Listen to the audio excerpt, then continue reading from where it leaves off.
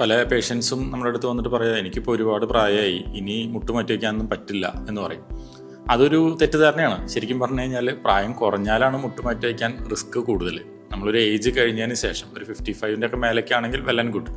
കാരണം നമ്മുടെ ദൈവം തന്നിട്ടുള്ള അല്ലെങ്കിൽ നമ്മൾ വന്നപ്പോൾ കൊണ്ടുവന്നിട്ടുള്ള ആ മുട്ടിൻ്റെ മാക്സിമം യൂട്ടിലൈസേഷൻ കഴിഞ്ഞതിന് ശേഷം നമ്മൾ മാറ്റി വയ്ക്കുകയാണ് നല്ലത്. കാരണം ഇതിനൊരു ലൈഫുണ്ട്, നമ്മൾ ഈ വയ്ക്കുന്ന ഇംപ്ലാന്റിന് ഒരു ലൈഫുണ്ട്, അതിനൊരു വെയർ ആൻഡ് ടയർ ഉണ്ട്. അത് ഉപയോഗിച്ച് അതിനും ചെറിയ തേയ്മാനങ്ങളും കേടുപാടുകളൊക്കെ വരും. ഐഡിയലി നമ്മളൊരു 10 to 15 years എന്നൊക്കെ പലരും പറയെങ്കിലും ഒരു 20-25 years ഒക്കെ നമുക്ക് സുഖമായിട്ട് കിട്ടും. ഇപ്പോഴത്തെ ഒരുപാട് അഡ്വാൻസ്ഡ് ഇംപ്ലാന്റ്സും കാര്യങ്ങളൊക്കെയാണ്. അപ്പോൾ ഒരു 55-ലൊക്കെ നമ്മൾ യൂസ് ചെയ്യുകയാണെങ്കിൽ നമ്മളൊരു 60-70 ഒക്കെ ആകുമ്പോഴത്തേനും ഓട്ടോമാറ്റിക്കലി നമ്മുടെ ലൈഫ് സ്റ്റൈലിൽ തന്നെ ഒരുപാട് ചേഞ്ചസ് വരും. നമ്മൾ നടത്തും കാര്യങ്ങളും നമ്മുടെ പ്രയോറിറ്റീസും കാര്യങ്ങളൊക്കെ ഓട്ടോമാറ്റിക്കലി കുറഞ്ഞു വരും. അപ്പോൾ ഒരു 75-80 ആയാലും ഇതിന് കേടുപാടൊന്നും ഉണ്ടാവില്ല, ഇത് നല്ല സുഖമായിട്ട് ഓടിക്കോളും. അതുകൊണ്ട് ഓൾവേസ് വി പ്രിഫർ ഒരു 55-ൻ്റെ മേലേക്ക് ചെയ്യാവുന്നതാണ്.